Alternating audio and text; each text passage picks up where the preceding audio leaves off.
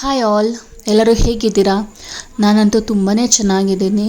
ಯಾಕಂತ ಹೇಳಿದ್ರೆ ಅಮ್ಮ ಮನೇಲಿ ಇದ್ದೀನಲ್ವಾ, ಸೊ ಆಬ್ವಿಯಸ್ಲಿ ಹೆಣ್ಮಕ್ಳು ತವ್ರ ಮನೆಗೆ ಹೋದರೆ ತುಂಬಾ ಚೆನ್ನಾಗಿರ್ತಾರೆ. ಸೊ ನಾನು ಕೂಡ ಚೆನ್ನಾಗೇ ಇದ್ದೀನಿ. ಇನ್ನು ಯಾರೆಲ್ಲ ನನ್ನ ಚಾನಲ್ನ ಸಬ್ಸ್ಕ್ರೈಬ್ ಆಗದೆ ನೋಡ್ತಾ ಇದ್ದೀರಾ, ಈ ಕೂಡಲೇ ಸಬ್ಸ್ಕ್ರೈಬ್ ಆಗಿ ಮತ್ತು ಈ ವಿಡಿಯೋನ ಪೂರ್ತಿ ಕಂಪ್ಲೀಟಾಗಿ ನೋಡಿ. ಇಷ್ಟ ಆದರೆ ಒಂದು ಲೈಕ್ ಮಾಡಿ, ಶೇರ್ ಮಾಡಿ, ಕಮೆಂಟ್ ಮಾಡಿ. ನೀವು ಕೊಡೋ ಒಂದು ಲೈಕ್ ಕಮೆಂಟಿಂದ ಸೊ ನಾನು ಮತ್ತಷ್ಟು ವಿಡಿಯೋಗಳು ಮಾಡೋದಕ್ಕೆ ಇನ್ಸ್ಪೈರ್ ಆಗುತ್ತೆ. ಸೊ ಈ ವಿಡಿಯೋ ಬಂದು ವೆಡ್ನೆಸ್ಡೇ ಮಾರ್ನಿಂಗ್ ವ್ಲಾಗ್ ಆಗಿರುತ್ತೆ. ಮಾರ್ನಿಂಗಿಂದ ಆಫ್ಟರ್ನೂನ್ವರೆಗೂ ಈ ವ್ಲಾಗ್ನ ಮಾಡಿದ್ದೀನಿ. ಇನ್ನು ಯೂಶ್ವಲಿ ನಾನು ಮಾರ್ನಿಂಗ್ ಎದ್ದ ಕೂಡಲೇ ಜೀರಿಗೆ ನೀರು ಕುಡಿತೀನಿ. ಬಟ್ ಇವತ್ತು ಎಳ್ನೀರು ತಂದಿದ್ರು, ಸೊ ಹಾಗಾಗಿ ಎಳ್ನೀರನ್ನ ಕುಡಿತಾ ಇದ್ದೀನಿ. ಇದ್ರ ಜೊತೆಗೆ ನೈಟ್ ನಾನು ಸ್ವಲ್ಪ ಚಿಯಾ ಸೀಡ್ಸ್ನ ನೆನೆಸಿ ಇಟ್ಟಿದ್ದೆ, ಸೊ ಅದನ್ನು ಒಂದು ಸ್ಪೂನಷ್ಟು ಆ್ಯಡ್ ಮಾಡಿಕೊಂಡು ಕುಡಿತಾ ಇದ್ದೀನಿ. ಈ ಚಿಯಾ ಸೀಡ್ಸಿಂದ ತುಂಬಾ ಉಪಯೋಗಗಳಿದೆ. ಅದರಲ್ಲೂ ಯಾರಾದರೂ ಬಾಡಿ ವೆಯ್ಟ್ ಲಾಸ್ ಮಾಡಬೇಕಂತ ಹೇಳಿದ್ರೆ ಇದು ಬೆಸ್ಟ್ ಅಂತಲೇ ಹೇಳ್ಬೋದು. ಇದನ್ನು ಡೈಲಿ ನಾವೇನು ನೀರು ಕುಡಿತೀವಿ ಅದ್ರ ಜೊತೆಗೂ ಕೂಡ ಆ್ಯಡ್ ಮಾಡಿಕೊಂಡು, ಸೊ ಯೂಶ್ವಲ್ ಆಗಿ ನೀರು ಯಾವ ರೀತಿ ಕುಡಿತೀವಿ ಆ ರೀತಿನೇ ಇದನ್ನು ಸೇವಿಸ್ಬೋದು. ಇಲ್ಲ ಪ್ಲೇನ್ ವಾಟ್ರ್ ಜೊತೆಗೆ ಇದನ್ನು ಆ್ಯಡ್ ಮಾಡಿಕೊಂಡು ಕುಡಿಯೋದಕ್ಕೆ ಇಷ್ಟ ಇಲ್ಲ ಅಂತ ಹೇಳಿದ್ರೆ, ಸೊ ನಾವೇನು ಜ್ಯೂಸ್ಗಳು ಮಾಡ್ತೀವಿ, ಫ್ರೂಟ್ಸ್ ಜ್ಯೂಸ್ಗಳು ಇಲ್ಲ ಮಿಲ್ಕ್ ಶೇಕ್ಗಳು, ಅದ್ರ ಜೊತೆಗೂ ಕೂಡ ಆ್ಯಡ್ ಮಾಡಿಕೊಂಡು ಚಿಯಾ ಸೀಡ್ಸ್ನ ನಾವು ಸೇವಿಸ್ಬೋದು. ಇನ್ನು ಚಿಯಾ ಸೀಡ್ಸ್ ಕುಡಿದಿದ್ದು ಒಂದು ಹಾಫ್ ಆನ್ ಅವರ್ಗೆ ಮೊಳಕೆ ಕಾಳು ಜೊತೆಗೆ ರಾಗಿ, ಗೋಧಿ, ಡ್ರೈ ಫ್ರೂಟ್ಸ್ ಎಲ್ಲ ಹಾಕಿ ಮಾಡಿದಂಥ ಪೌಡ್ರಲ್ಲಿ ಒಂದು ಮಾಲ್ಟ್ ಮಾಡಿಕೊಂಡು ಕುಡಿದ್ವಿ. ಯಾಕಂತ ಹೇಳಿದ್ರೆ ಯೂಶ್ವಲಿ ಅಮ್ಮ ಮನೆಗೆ ಬಂದರೆ ನಾವು ಟಿಫನ್ ತಿನ್ನೋದು ಲೇಟು ಅಂತಲೇ ಹೇಳ್ಬೋದು. ಇನ್ನು ನೆಕ್ಸ್ಟು ಮಾರ್ನಿಂಗ್ ಟಿಫನ್ಗೆ ಅಂತ ಹೇಳಿ ಚಪಾತಿ ಮತ್ತು mushroom gravy. So mushroom gravy ರೆಸಿಪಿನ ಈ ವಿಡಿಯೋದಲ್ಲಿ ಶೇರ್ ಮಾಡಿದ್ದೀನಿ. ಮಶ್ರೂಮ್ ಗ್ರೇವಿ ಬಂದು ನಮ್ಮ ಅಕ್ಕ ಮಾಡಿರೋದು, ಸೊ ಅದನ್ನು ನಿಮ್ಮ ಜೊತೆ ಶೇರ್ ಮಾಡ್ತಾ ಇದ್ದೀನಿ. ಕಂಪ್ಲೀಟಾಗಿ ವಿಡಿಯೋ ನೋಡಿ. ಯಾಕಂತ ಹೇಳಿದ್ರೆ ಸೀರಿಯಸ್ಲಿ ಗ್ರೇವಿ ತುಂಬಾ ಟೇಸ್ಟಿಯಾಗಿ ಬಂದಿತ್ತು. ಅಕ್ಕ ಅಡುಗೆಗಳೆಲ್ಲ ತುಂಬಾ ಚೆನ್ನಾಗಿ ಮಾಡ್ತಾಳೆ.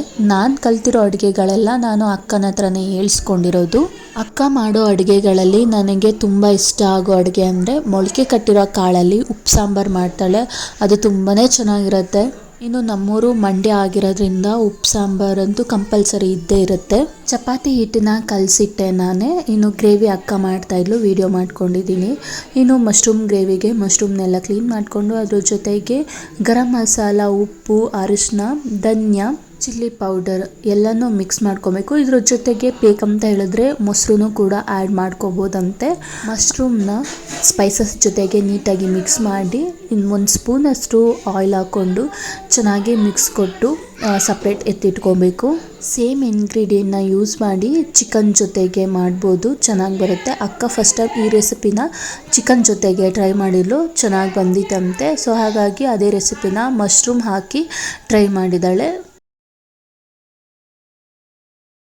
ಇನ್ನು ನೆಕ್ಸ್ಟು ಮಸಾಲೆಗೆ ರೆಡಿ ಮಾಡ್ಕೋಬೇಕು. ಮಸಾಲೆಗೆ ಒಂದು ಜಾರ್ಗೆ ಶುಂಠಿ, ಬೆಳ್ಳುಳ್ಳಿ, ಕೊತ್ತಂಬರಿ ಸೊಪ್ಪು, ಪುದೀನ, ಈರುಳ್ಳಿ, ಹಸಿಮೆಣ್ಸಿಕಾಯಿ ಹಾಕೋಬೇಕು. ಹಸಿಮೆಣ್ಸಿಕಾಯಿ ಖಾರ ನೀವೆಷ್ಟು ಖಾರ ತಿಂತೀರಾ ಅದ್ರ ಮೇಲೆ ನೀವು ಹಸಿಮೆಣ್ಸಿಕಾಯಿ ಆ್ಯಡ್ ಮಾಡ್ಕೋಬೋದು. ಸ್ವಲ್ಪ ನೀರು ಹಾಕ್ಕೊಂಡು ನೀಟಾಗಿ ರುಬ್ಕೋಬೇಕು, ಪೇಸ್ಟ್ ರೀತಿ ಇದನ್ನು ರುಬ್ಕೋಬೇಕು.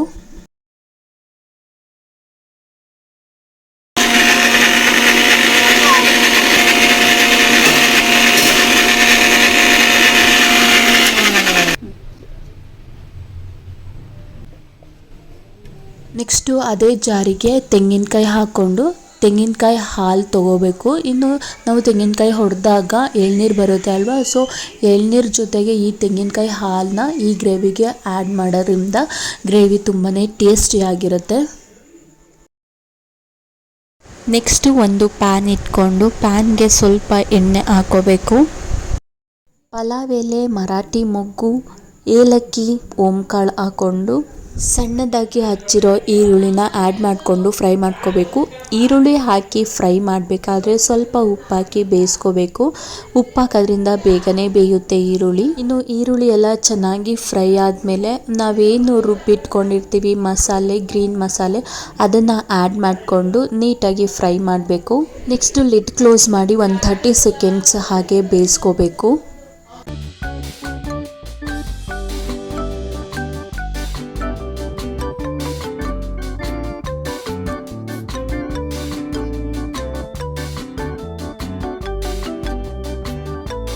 ನೆಕ್ಸ್ಟು ಇದಕ್ಕೆ ನಾವು ರೆಡಿ ಮಾಡಿ ಇಟ್ಕೊಂಡಿರೋ ಮಶ್ರೂಮ್ನ ಆ್ಯಡ್ ಮಾಡಿಕೊಂಡು ಫ್ರೈ ಮಾಡಬೇಕು.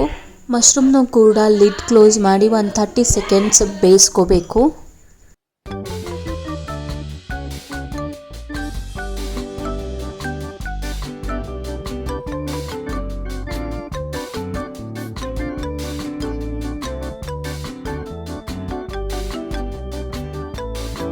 ನೆಕ್ಸ್ಟ್ ಒಂದು 30 ಸೆಕೆಂಡ್ಸ್ ಮಶ್ರೂಮ್ ಚೆನ್ನಾಗಿ ಬೆಂದಿದ್ದಾದಮೇಲೆ ಇದಕ್ಕೆ ಎಳ್ನೀರು ತೆಗೆದಿಟ್ಕೊಂಡಿರ್ತೀವಲ್ವ ಅದನ್ನು ಆ್ಯಡ್ ಮಾಡ್ಕೋಬೇಕು. ಜೊತೆಗೆ ನಾವು ಕಾಯಿ ಹಾಲು ತೆಗೆದಿಟ್ಕೊಂಡಿರ್ತೀವಿ ರುಬ್ಬಿ ಅಲ್ವಾ, ಸೊ ಅದನ್ನು ಕೂಡ ಆ್ಯಡ್ ಮಾಡ್ಕೋಬೇಕು.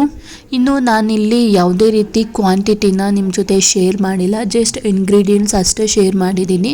ನಿಮ್ಮ ಮನೆಯಲ್ಲಿ ಎಷ್ಟು ಜನ ಇರ್ತೀರಾ ಅದ್ರ ಮೇಲೆ ನೀವು ಕ್ವಾಂಟಿಟಿ ನೋಡಿ ಹಾಕ್ಕೊಂಡು ಮಾಡ್ಕೋಬೋದು. ಇನ್ನು ಇದ್ರ ಜೊತೆಗೆ ಸ್ವಲ್ಪ ನೀರನ್ನು ಕೂಡ ಆ್ಯಡ್ ಮಾಡ್ಕೋಬೋದು. ಗ್ರೇವಿ ಎಷ್ಟು ಬೇಕು ನೋಡಿಕೊಂಡು ನೀವು ನೀರನ್ನ ಆ್ಯಡ್ ಮಾಡ್ಕೋಬೇಕು. ನೆಕ್ಸ್ಟು ಹೈ ಫ್ಲೇಮಲ್ಲಿ 1 ನಿಮಿಷ ಅಥವಾ 2 ಮಿನಿಟ್ಸ್ ಇದನ್ನು ಚೆನ್ನಾಗಿ ಬೇಯಿಸ್ಕೋಬೇಕು.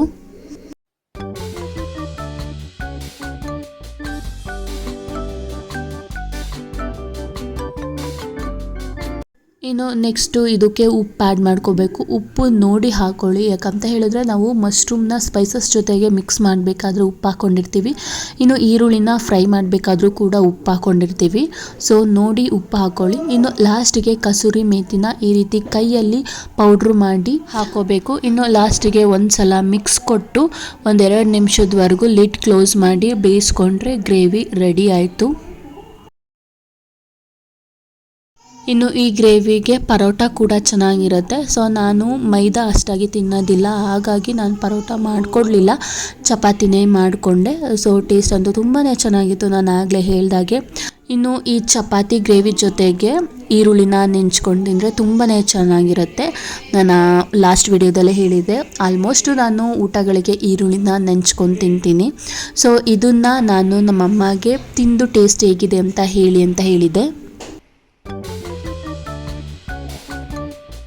ಹೆಂಗಿದೆ ವಿಜಯಮ್ಮ? ಸೂಪರ್ ಆಗಿದೆ, ಟ್ರೈ ಮಾಡಿ.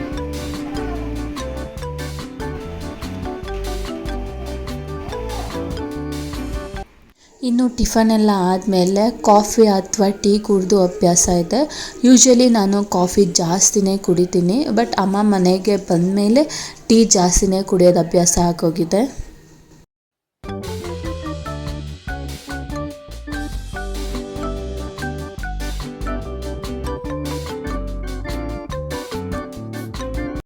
ಇನ್ನು ಟಿಫನ್ ಎಲ್ಲ ತಿಂದಾದ್ಮೇಲೆ ಕೆಲಸ ಎಲ್ಲ ಮುಗಿದ್ಮೇಲೆ ಪಾಪುಗೆ ಮಸಾಜ್ ಮಾಡ್ತಾ ಇದ್ದೀನಿ. ಸೊ ಎಲ್ಲೇ ಇರಲಿ ನಾನು ಪಾಪುಗೆ ಮಸಾಜ್ ಮಾಡೋದಂತೂ ನಾನು ಮಿಸ್ ಮಾಡೋದಿಲ್ಲ. ಇನ್ನು ಅಮ್ಮ ಮನೆಯಲ್ಲಿ ಸ್ನಾನ ಮಾಡೋದಕ್ಕೆ ಅಂತೇಳಿ ಬಿಸಿನೀರಿಗೆ ಯಾವುದೇ ರೀತಿ ಸೋಲಾರ್ ಹೀಟರ್ ಗೀಝರ್ ಇಲ್ಲ. ಸೊ ಹಳ್ಳಿ ಸೈಡು ಈ ರೀತಿ ಅಂಡೆ ಒಲೆಯಲ್ಲಿ ಬಿಸಿನೀರು ಕಾಯಿಸಿ ಸ್ನಾನ ಮಾಡೋದು.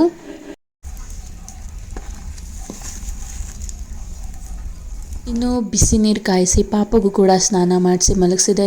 ಹಾಗೆ ನಾನು ಕೂಡ ಸ್ನಾನ ಮಾಡಿಕೊಂಡೆ. ತಲೆಗೆ ಮಾಡಿರೋದ್ರಿಂದ ಬಿಸಿಲಿಗೆ ಬಂದು ತಲೆನ ಒಣಗಿಸ್ತಾ ಇದ್ದೀನಿ.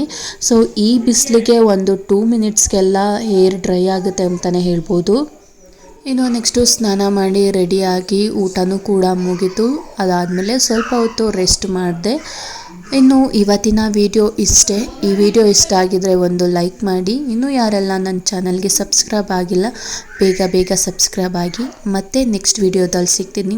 ಅಲ್ಲಿವರೆಗೂ ಥ್ಯಾಂಕ್ ಯು ಆಲ್.